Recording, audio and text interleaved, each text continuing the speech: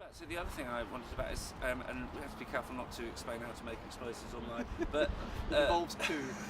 Right, I was going to say, poo and urine. Fireworks are a thing that we could knock up for this evening, could we, if we needed to?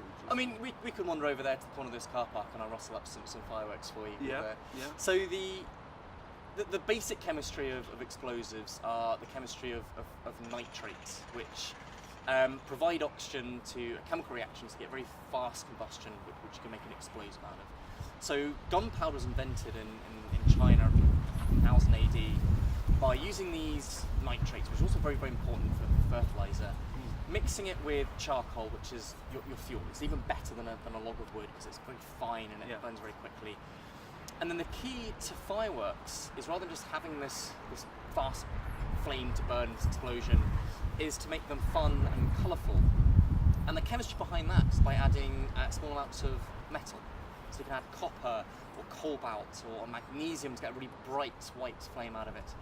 So for your street festival in this album, I think it would be easily feasible. Yeah. Okay. That you could make your own fireworks and celebrate this kind of one day of light. This almost kind of Diwali festival. Well, that's it. Yes, because there is, I mean, it's I've called it bonfire night because it's sort of easy to say, but actually in my head it's not really bonfire night. It's a mix of Diwali and it's a celebration of life. Because I mean, as I understand, most cultures do have some kind of festival, sort of winter festival that celebrates light and fire and that sort of thing. So it seems like that's quite fundamental to our. Well, Christmas was originally a pagan festival, wasn't it? Predates Christianity. Yes. By and large. Well, yes, as a way of we need to dispel the darkness of winter, don't we? Somehow. So, what were your motivations for writing this album? So, your first one, Floodplains after Yeah, Floodplain? Swords and Floodplain. Yeah. Is decades after this apocalyptic fall, and it's the factories now empty and abandoned, and people are living off the land in a much more direct way that we do now. Again, I didn't really. I mean, Swords and Floodplain feels a bit more like it's the product of a sudden event, but then I wasn't quite sure actually, because I kind of think actually just running out of oil is a pretty cataclysmic. I mean, when you think what the fuel shortages sort of 20 years ago, how the country just ground to a halt, just because there was some tanks blocking, whatever it was. I can't remember what it even was, and it wasn't actually that we'd run out of oil.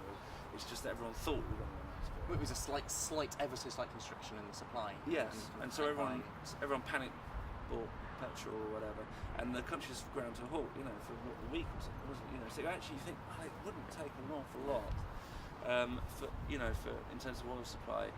And it's not just about individual stockpiling. Presumably, the first thing the governments will do with any kind of sense of a shortage of oil is they'll have to stockpile for the military. So then the rest of us will be like, well, our car's not much use then, is it? And so actually, as soon as you take cars out of the equation, then I think society immediately changes very, very significantly. Well, you have to become much, much more localised. So I travelled 10 miles to get here, and I did that by sitting in a machine that burnt basically dinosaurs, but old organic carbon to magically transport me. If I'd walked that, 5 hours? 3-4 hours? Right, I was just essentially teleported. I sat down, I cycled to the train station, sat down, got out a paper, I did a bit of the crossword, and I'm magically here. It's incredible. And it's not just the convenience, I think, of oil and transport for popping down the supermarket in your family car. It's how everything is moved around society, whether it's the trains or ships to move goods around. But there's a lot of stuff behind the scenes that actually relies on oil as well. So a lot of kind of fertilizers and pesticides are made from oil, from the organic chemistry in it, and a whole of other stuff in society, from plastics to pharmaceuticals and drugs, is using oil as that. So it would everything in society. Everything. So agriculture. I mean, I suppose so. Swords and Floodplain is very much set in a kind of rural village, and I was kind of thinking there'd be a lot more physical labour in this context because you wouldn't have tractors, but actually you'd have even more so because the fertiliser would be harder to come by. Yeah, so we essentially eat oil indirectly at the moment. Oil is so fundamental to modern agriculture, and you would need modern agriculture to feed the huge population we have of humanity today. It is simply impossible to feed everyone that's alive today with organic means, without using artificial fertilizer, without using pesticides to grow such a prodigious amount of food from each acre of land.